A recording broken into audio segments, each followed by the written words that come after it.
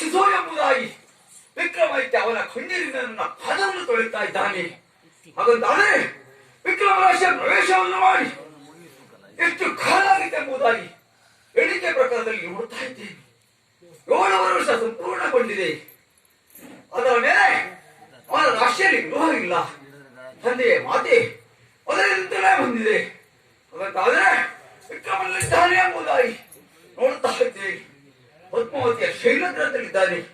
ಅಲ್ಲಿಗೆ ನನ್ನ ಪ್ರವೇಶವನ್ನು ಮಾಡುತ್ತೇನೆ. ಓ ಜಯ ಗುರುದೇವ.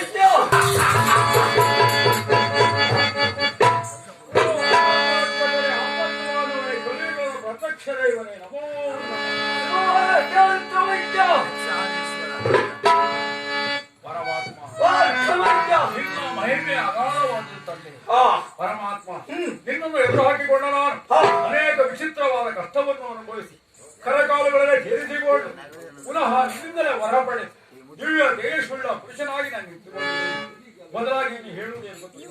ಅಂದು ನೀನು ನನ್ನ ರಾಜ್ಯಸಭೆ